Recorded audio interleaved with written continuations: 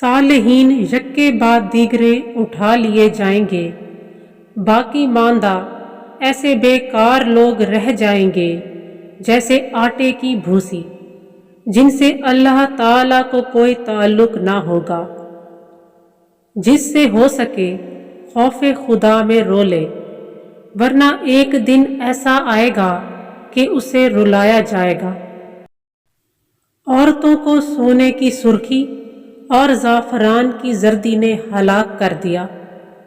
مسلمان کو ذرا سا بھی رنج پہنچتا ہے تو خدا اسے اجر دیتا ہے، خواہ وہ رنج جوتے کا تسمہ ٹوٹنے یا کسی مال کے گم ہو جانے سے ہو، یا بالآخر مایوسی کے بعد اس کی آستین ہی میں کیوں نہ پایا جائے۔ اگر ایک بھائی دوسرے بھائی کے حق میں دعا کرتا ہے تو وہ ضرور مستجاب ہوتی ہے۔ جب تک کلام منہ میں ہے تیرا اسیر ہے، جب منہ سے نکل گیا تب تو اس کا اسیر ہے۔ ماں باپ کی خوشنودی دنیا میں موجب دولت اور آخرت میں نجات کا سبب ہے۔ جس پر نصیحت اثر نہ کرے وہ جان لے کہ میرا دل نور ایمان سے خالی ہے۔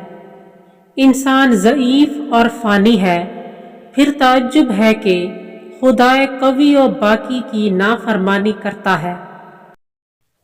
بدبخت تو وہ ہے جو خود تو مر جائے مگر اس کا گناہ نہ مرے۔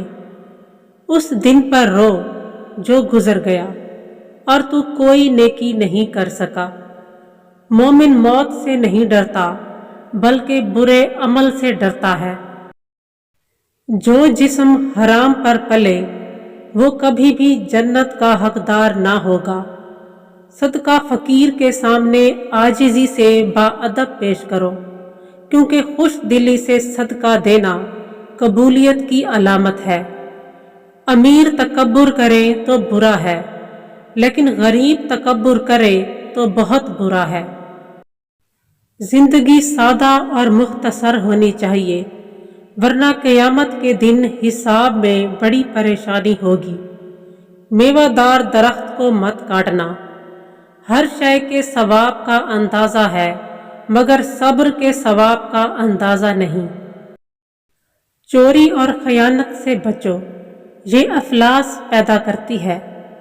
دنیا کے ساتھ مشغول ہو جانا جاہل کے لیے بد ہے، لیکن عالم کے لیے بدتر ہے۔ درود پاک اتنی تیزی سے گناہوں کو مٹاتا ہے جتنی تیزی سے پانی بھی آگ کو نہیں بجھاتا۔ زبان کو شکایت سے بند کرو، خوشی کی زندگی عطا ہوگی۔ اپنے ظاہر و باطن کو یکساں رکھو۔ حکمران دنیا اور آخرت میں سب سے زیادہ بدبخت ہوتے ہیں۔